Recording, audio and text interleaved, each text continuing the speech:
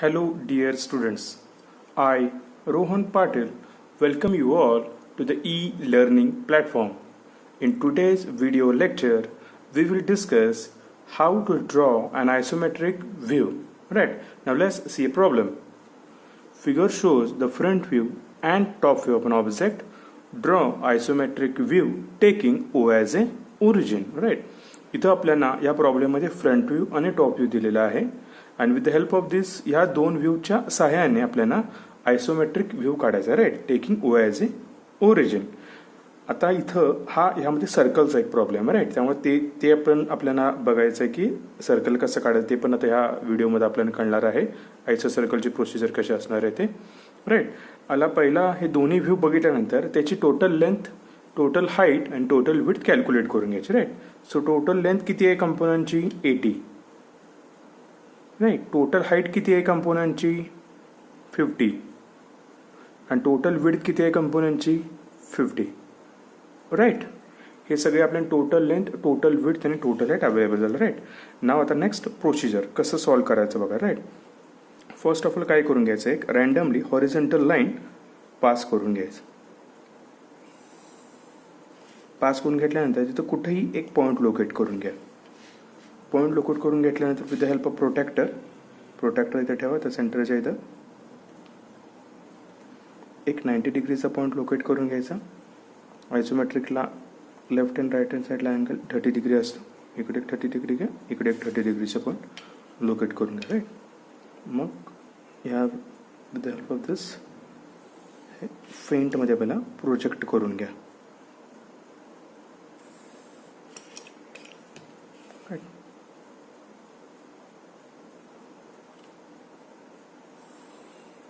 झालं. आता आपल्याला जे काही लेंथ, विड्थ आणि हाईट आहे त्याचा बॉक्स करायचा राईट. आता बॉक्स केल्यामुळं काय होणार आहे, आपला जो काय आयसोमेट्रिक व्ह्यू आहे तो करेक्ट त्याच व्ह्यूमध्ये यायला हवा. त्यासाठी आपण काय करतोय, बॉक्स काढणार आहे बॉक्स मेथडमध्ये राईट. तर त्या बॉक्सच्या बाहेर कुठेतरी जात असेल तर लक्षात ठेवायचं की आपलं काढायला कुठेतरी चुकत आहे राईट. सो इथं कुठला आला, ओरिजिन ओपन. आता हा जो काय फ्रंट व्ह्यू आहे ओरिजिनच्या कुठल्या साईडला आहे, राईट हँड साईडला राईट. सो राईट हँड साईडला कुठला पॉईंट येणार आहे माझा, इथं 80 mm राईट. सो इथं 80चा पॉईंट लोकेट करून घ्यायचा. ओरिजिन पासून 80चा पॉईंट लोकेट करून घ्या. टोटल हाईट किती आहे कंपोनंटची 50. सो इथून मी इथं 50चा पॉईंट लोकेट करून घेतला. विड्थ पण आपल्याला किती दिलेले आहे 50. सो इथं ठेवा 50चा पॉईंट लोकेट करून राईट. आता with the help of roll and draw आपण एवढं नेहमी लक्षात ठेवा की आयसोमेट्रिकला व्हर्टिकल लाईन ह्या नेहमी व्हर्टिकल असतात. हॉरिझॉन्टल लाईन आपल्याला या साईडला 30 डिग्रीमध्ये असं पास करायचं. इकडचे पॉईंट असेल तर या साईडला 30 डिग्री आपल्याला पास करायच्यात राईट. अँगल आपला किती आहे 30 डिग्री. इथला पण अँगल किती आहे आपला 30 डिग्री राईट. आता बॉक्स तयार करून घेतो राईट. आता ही व्हर्टिकल लाईन आपल्याला अवेलेबल आहे. या व्हर्टिकल लाईनला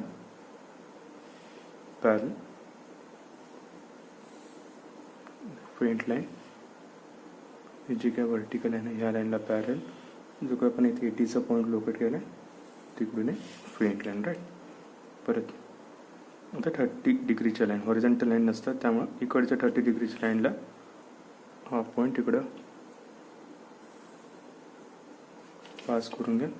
सिमिलरली इकडची जी काय 30 डिग्रीची लाईन आहे या लाईनला पॅरल आहे, इकडून इकडं पास करून घ्या. सिमिलरली परत सेम या लाईनला पॅरल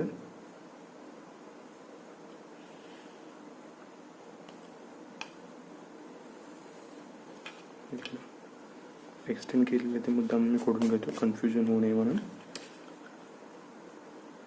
इकडची जी काही 30 डिग्रीची लाईन आहे या लाईनला पॅरल आपण इकडे पास करून घेतला राईट. आता आपण काय करून घेतलं, बॉक्स करून घेतलं. म्हणजे हा जो काय व्ह्यू आहे तो आपल्याला पहिला बॉक्समध्येच यायला पाहिजे राईट. आता फ्रंट व्ह्यूला जेवढा पोर्शन डार्क आहे तेवढा मी आता फक्त पहिला काढून घेतो राईट. हा एल शेपमधला राईट. आता बघा हा ओरिजिनपासून हे टोटल लेंथ किती आहे 80, तो डार्क आहे राईट. सो फक्त मी पहिला फेस काढून घेणार राईट इथला. सो ते 80चं डार्क करून घेतलं. ही टोटल हाईट किती आहे 50, डार्क आहे राईट. सो इथून मी 50चा पॉईंट जो काय आहे तो डार्क करून घेतला. परत इकडे टोटल हे डिस्टन्स किती दिलं आहे माझं 40. So with the help of protect स्केलनी टाकून घेतलं राईट. नंतर इकडून हाईट किती आहे ओरिजिनपासून वर 20. इथे ठेवा इकडून 20चा पॉईंट मार्क करा. 50मधनं 20 गेलं म्हणजे हे डिस्टन्स राहिले किती 30. सो आपल्याला ते 30 mm खाली घ्यायचं आहे. सो जी काय व्हर्टिकल लाईन आहे त्या व्हर्टिकल लाईनला पॅरल इथून रँडमली मी एक लाईन फक्त काय करतो अशी खाली पास करतो फ्रंटमध्ये आणि इकडची जी काही लाईन आहे या लाईनला इकडे हॉरिझॉन्टल लाईनला पास करतो. त्या दोन लाईनचं जिथे इंटरसेक्शन होईल तिथं मला तो पॉईंट अवेलेबल होईल राईट.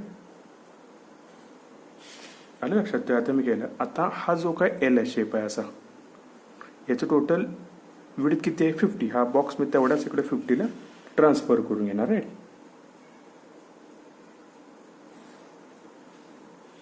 परत सेमीतली जी काय 30 डिग्रीची लाईन आहे या लाईनला पॅरलल इथून इकडं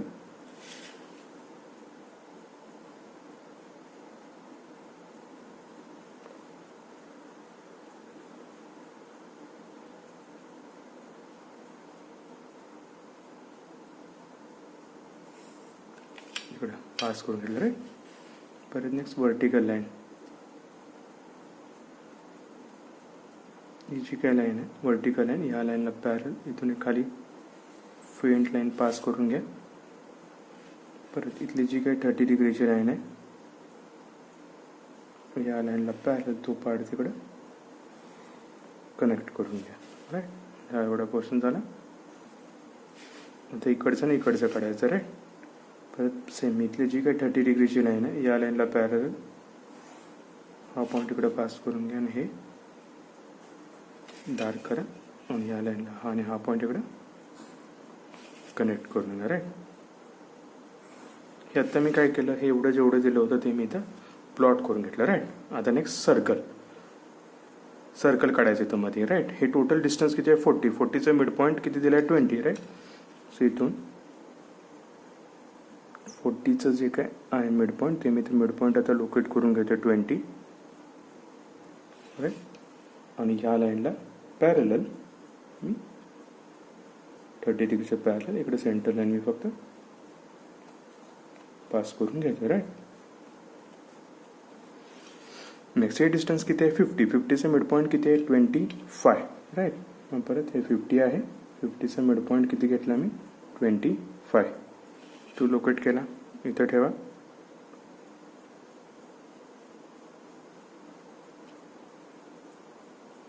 या लाईनला पॅरलल इथून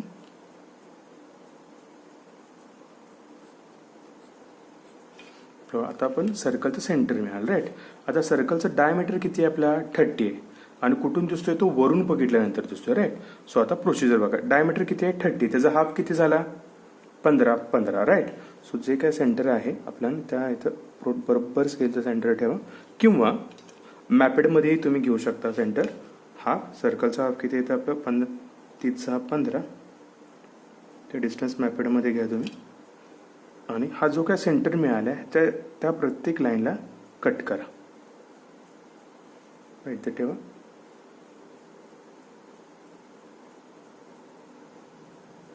राईट. आता जे काय 30चा हाफ किती झाला 15 ते 15 घेतलं या सेंटरपासून इकडं 15 इकडं 15 इकडं 15 इकडं 15 टाकून घेतलं राईट. आता मला बॉक्स करायचं सर्कल काढायसाठी राईट. नेक्स्ट परत ही जी काय 30 डिग्रीची लाईन आहे इन्क्लाइन लाईन ह्या लाईनला पॅरल इथला जो काय पॉईंट मिळाला तो फेंटमध्ये टाकून घेतला. परत इथून ही जी काही 30 डिग्रीची लाईन आहे ह्या लाईनला पॅरल इथे एक लाईन पास करून घेतला राईट. परत नेक्स्ट इथली जी काही लाईन आहे ह्या लाईनला पॅरल इथला जो काही पॉईंट आहे हा एक पास करून घेतला. परत नेक्स्ट इथला जो काही पॉईंट आहे तो पास करून घेतला. आपण इथं बॉक्स तयार झाला. आता जो काय सर्कल काढायचा आपल्याला तो बॉक्समध्येच काढायचा आहे राईट. मग नेक्स्ट काय करायचं आता हा जो काय पॉईंट आहे या पॉईंटपासून इंटरसेक्शन पॉईंट जो मिळाला तिथं त्या पॉईंटपासून हे जे काही समोरचे जे काही दोन मिड पॉईंट आहे तिथं कनेक्ट करून घ्यायचे फेंटमध्ये राईट. इथे ठेवा. हे जोडून घेतलं इथे ठेवा. तिथून ते मिड पॉईंट आपण कनेक्ट करून घेतलं राईट. परत सेम त्याचा अपोजिट मिड पॉईंट कुठे आहे, हा इथे ठेवा, तिथून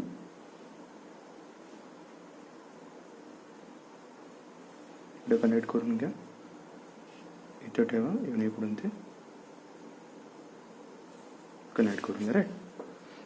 राईट, हे लक्षात आलं असेल सर्वांना राईट. नेक्स्ट इथं मॅपॅडचं सेंटर ठेवा आणि इथून सर्कल आपल्याला पास करायचं आहे.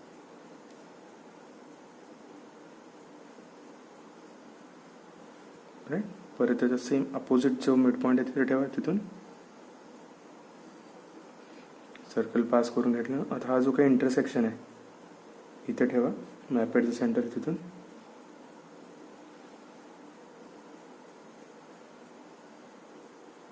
तो कर्व पास करून घेतला. परत नेक्स्ट हा जो काही इंटरसेक्शन आहे इथे ठेवा, इथून पुढचा कर्व पास करून झाला राईट. इथं पद्धतीने आपल्या इथे सर्कल तयार झालेलं आहे राईट. आता नेक्स्ट हे रिब काढायचं आहे. रिब, हे रिब जी काय आहे त्याचं विड्थ थ्रूआउट 50 आहे का, नाही. किती आहे, सेंटरपासून 12 आहे. मग ते कसं करायचं बघा राईट. आपल्याला इथं ऑलरेडी सेंटर मिळालेला आहे वरचा, सो ते इथलं खालचं सेंटर लोकेट करूया. फक्त 50चा सेंटर किती आला आपला 25, तो मी लोकेट करून घेतला. रिबचं टोटल डिस्टन्स किती आहे 12, 12चा हाफ किती झाला 6. मग या मॅपॅडमधून इकडे 6 mm लोकेट करून घ्या, इकडं 6 mm लोकेट करून घ्या.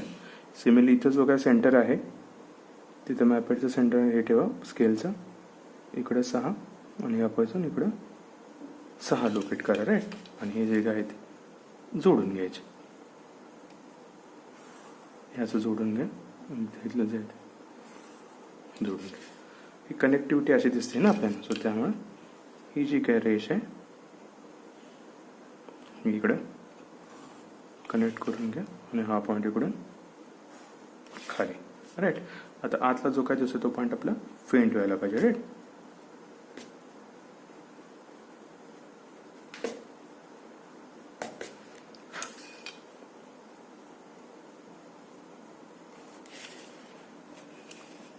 सेंटर लाईन काढतो मी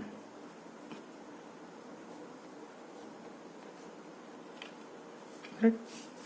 इथं आपला प्रॉब्लेम पूर्ण सॉल्व्ह करून झालेला आहे राईट. होप हा प्रॉब्लेम सर्वांनाच कळाला असेल right. Thank you. Have a happy learning.